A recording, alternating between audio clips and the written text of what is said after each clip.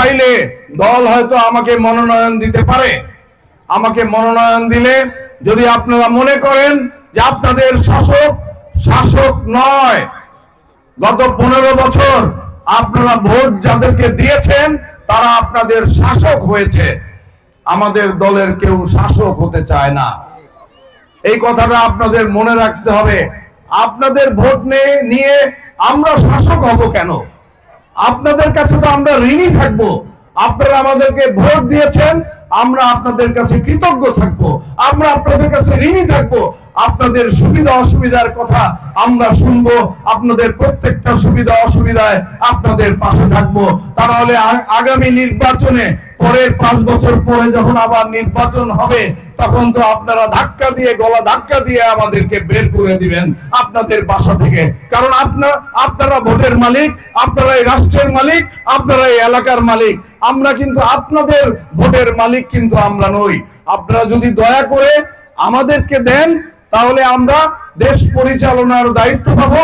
দেশ পরিচালনার দায়িত্ব যদি আমরা পাই, আমাদের দল যদি দেশ পরিচালনার দায়িত্ব পায়, আমাদের নেতা জনাব তারেক রহমান যদি বাংলাদেশের পরিচালনার দায়িত্ব পায়, তিনি শাসক হতে চান না।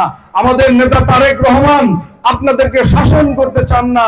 তিনি বলেছেন যদি সাধারণ জনগণ ভোটাররা আমাদেরকে এই দেশ পরিচালনার দায়িত্ব দেয় তাহলে আমরা কিভাবে দেশ পরিচালনা করব, সেই বিষয়ে তিনি 31 দফা একটি নির্দেশিকা তিনি আপনাদের সামনে দিয়েছেন যে 31 দফার ভিত্তিতে আমরা আগামী দিনে এই বাংলাদেশ পরিচালনা করব। সুতরাং এমন কোন শাসক বাংলাদেশে এখনো আসে নাই যিনি নির্বাচনের 2 বছর কিংবা 3 বছর আগে তিনি কোন দফা দিয়েছেন যে এই দফাগুলির ভিত্তিতে আমরা আগামী দিনে দেশ পরিচালনা করব, দেশের মানুষের সেবা করব। এখানে তিনি বলেছেন, বিশেষ করে এখানে যেহেতু মা বোনেরা রয়েছেন, ওই 31 দফার মধ্যে মা বোনদের জন্য একটি দফা রয়েছে, অনেকগুলো দফা রয়েছে, একটি বিশেষ দফা রয়েছে মা বোনদের জন্য। তিনি 120 দিনের মধ্যে দেশ পরিচালনার দায়িত্ব পাওয়ার 120 দিনের মধ্যে 50 লক্ষ ফ্যামিলি কার্ড তিনি আপনাদের হাতে তুলে দিবেন।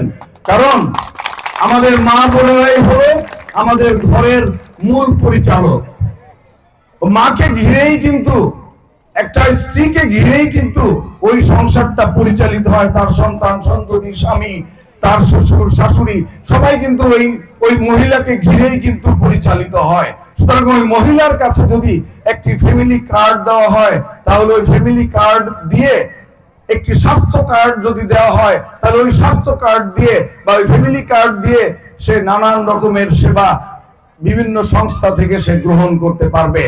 আজকে হঠাৎ করে রাত্রে আপনি যদি অসুস্থ হয়ে যান, আপনার বাসায় হয়তো পর্যাপ্ত টাকা নাই, আপনার হাজবেন্ডকে হাসপাতালে নেওয়ার জন্য পর্যাপ্ত টাকা নাই, কিন্তু ওই স্বাস্থ্য কার্ড যদি থাকে, ওই স্বাস্থ্য কার্ড নিয়ে যদি আপনি হসপিটালে যান, যে কোনো হসপিটাল, সরকারি কিংবা বেসরকারি, যে কোনো হসপিটাল আপনাকে সাহায্য এবং চিকিৎসা দিতে বাধ্য থাকবে।